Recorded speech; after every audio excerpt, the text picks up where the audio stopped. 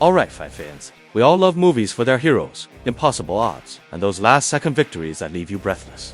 But inside the octagon, real life writes scripts Hollywood can't match. Mixed martial arts delivers the rawest human drama. The blood and guts, the raw emotions, the dreams forged in fire. We watch warriors climb mountains of adversity through trials and tribulations, reaching the summit like heroes completing their journey. We're counting down the top 5 most cinematic fights and rivalries in UFC history. These aren't just fights, they're sagas. The build-up, the tension, the fight itself, and the aftermath. They take you on a roller coaster ride, frame by frame, punch by punch. Strap in. This is where reality truly outshines fiction. Number 5. Max Holloway versus Justin Gaethje, the BMF masterpiece at UFC 300. Justin the Highlight Gaethje wasn't just a fighter, he was the lightweight division's boogeyman. His entire career was built on the art of violence, creating human car crashes every time he stepped in the cage. From his legendary debut knockout of Michael Johnson, to his brutal wars with Dustin Poirier and Charles Oliveira, Gaethje earned his reputation as one of the most feared men in the sport. His chilling performance against Tony Ferguson, a fight that many believe irreparably changed Tony Ferguson, was fresh in everyone's mind. Then there was Max Blessed Holloway, a featherweight legend, your favorite fighter's favorite fighter, one of the division's greatest of all time. But when he moved up to lightweight, previously to face Dustin Poirier, he showed heart and made it close. But the power difference was undeniable. So when Dana White announced Holloway versus Gaethje for the symbolic BMF title at UFC 300, fans were genuinely deeply worried for Max's well-being. Could his legendary iron chin withstand Gaethje's sledgehammer? Would he be the same after? That was the heavy storyline hanging over the fight. But Blessed and his team never doubted. They took the fight because they believed. UFC 300 arrived, and this matchup became the undisputed people's main event. From the opening bell, Holloway authored a new narrative. He busted Gaethje's nose late in the first round and never relinquished control. It was a striking clinic against one of the sport's most dangerous men. Gaethje had moments, but Max dominated. Then came the iconic climax. Deep in the final round, comfortably ahead on the scorecards, Max Holloway did the unthinkable. He pointed to the canvas. He chose to willingly bang it out with Justin Gaethje in the final 10 seconds. The result? A knockout so brutal, so perfectly timed before the buzzer. It felt like a Hollywood director yelled action. Max silenced every doubter, overcame every single odd, and claimed the BMF title on the grandest stage in the most cinematic way possible. A true storybook moment for the ages. Number 4. Conor McGregor versus Nate Diaz, the star-making upset. To understand the magnitude of this moment, you need to rewind. Conor McGregor's rise from 2013 to 2015 was nothing short of meteoric. 6 straight wins in the UFC, capped off by the infamous, earth-shattering 13-second knockout of the long-reigning featherweight king, Jose Aldo. McGregor wasn't just on top of the world, he was the UFC world. Meanwhile, Nate Diaz had been building his own legacy, a cult hero with deep roots, winning The Ultimate Fighter Season 5 back in 2007. He had fought the who's who of the lightweight division for nearly a decade, defeating top-tier fighters like Donald Cowboy Cerrone, Jim Miller, and Gray Maynard. He was a battle-tested veteran and a former title challenger. When Conor's star exploded, Diaz had a problem. After decisively beating Michael Johnson in December 2015, Diaz seized the mic and delivered the now legendary post-fight call-out. Conor McGregor, you're taking everything I work for. It went nuclear, generating massive buzz. So when lightweight champion Rafael dos Anjos got injured just weeks before his scheduled fight with McGregor, the UFC didn't hesitate. They called Diaz. The fight sold itself on that call-out alone. The press conferences leading up to UFC 196 were pure, unfiltered drama and entertainment. Yet, most critics saw Diaz as merely a stepping stone. Tough, absolutely. But McGregor was knocking out everyone in his path. The fight started predictably. Round 1 was all McGregor. He pieced Diaz up, blood flowing freely from Nate's face. Round 2 began similarly. Diaz absorbing punishment, but walking forward relentlessly. A crimson-masked Terminator, refusing to break. Then, the tide shifted. As Conor's output dipped slightly from the frantic pace, Diaz landed a huge 1-2 combination. McGregor wobbled. The invincible aura cracked. Diaz smelled blood, swarmed, and unleashed a barrage. A stunned McGregor shot for a desperate takedown. Diaz soon locked up a choke and forced the tap. It wasn't just an upset. It was one of the biggest in UFC history. Overnight, Nate Diaz transcended the sport, becoming a global superstar. Number 3. Anderson Silva versus Chael Sonnen, the ultimate heist, foiled at the last second. For years, Anderson the Spider Silva was more than a champion. He was an aura of invincibility. 11 straight UFC wins, 6 dominant title defenses. He made legends look ordinary with his otherworldly striking and elusive movement. Fear was a common opponent before they even stepped in with him. Then came Chael Sonnen, the gangster from West Linn, Oregon. He brought something entirely different. Charisma, pro wrestling bravado, and the trash-talking ability the UFC had never seen. After winning 3 straight fights against elite contenders like Yushin Okami and Nate Marquardt, Sonnen earned his shot. And in the lead-up, he unleashed a verbal assault on Silva that was equal parts brutal, hilarious, and captivating.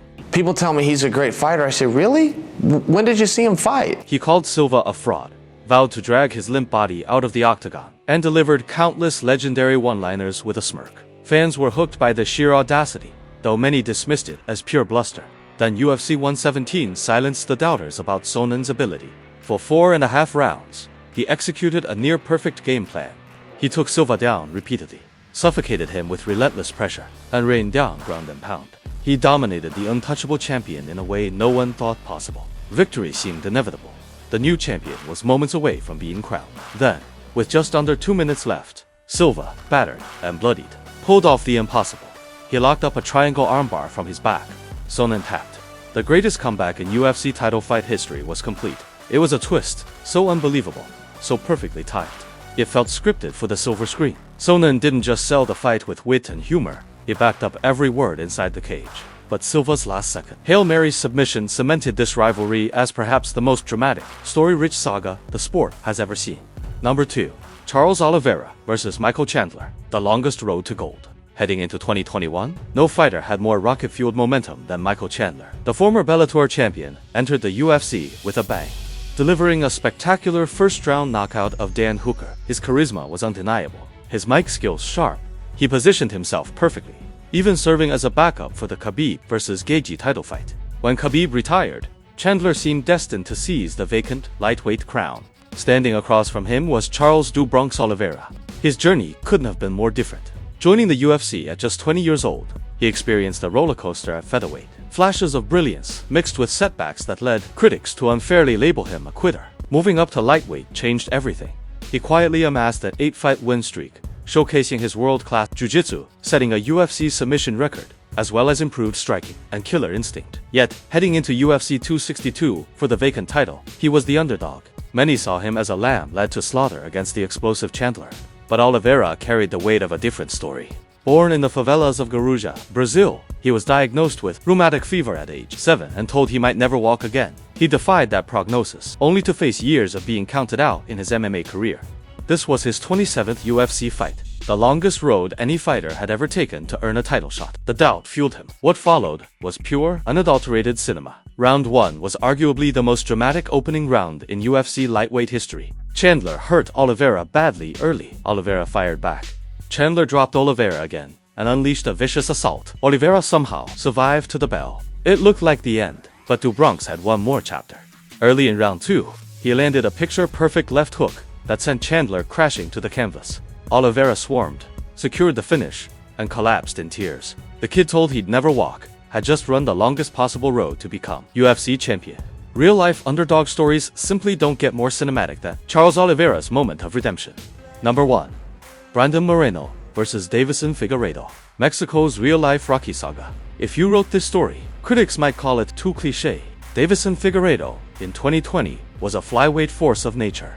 Unreal power for 125 pounds.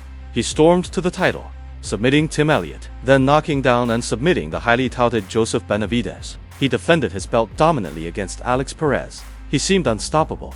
Brandon, the assassin baby Moreno, was the polar opposite. Not the biggest, not the hardest hitter. What he had was an immeasurable amount of heart and determination. His path was riddled with setbacks. After a stint on The Ultimate Fighter Season 24, he lost 2 straight in the UFC and was released. Moreno didn't quit. He went back to the regional circuit, grinded, won the LFA flyweight title, and fought his way back to the UFC. He then won 3 straight, including impressive victories over Kai Kara-France and Brandon Royval, to earn his shot at Figaredo's title. Nobody gave him a chance. He was seen purely as a stepping stone in Figgy's dominant reign. Their first fight at UFC 256 was pure David versus Goliath. Moreno shocked everyone. He used speed, precision, and timing to stand toe-to-toe with the champion. He absorbed Figaredo's thunderous shots with a granite chin and fired back with heart. He took the fight to the champion. He exchanged punches with Figaredo when no one else dared. It was an unbelievable performance. After 5 thrilling rounds, the result was a draw. Figgy kept the belt, but Moreno earned the crowd's deafening roar and the entire MMA world's respect, just like Rocky Balboa in his first fight against Apollo Creed. Moreno proved he belonged, but every great saga needs a great sequel. At UFC 263, the rematch delivered the storybook ending. Like Rocky dethroning Apollo in their second fight, Brandon Moreno was even better.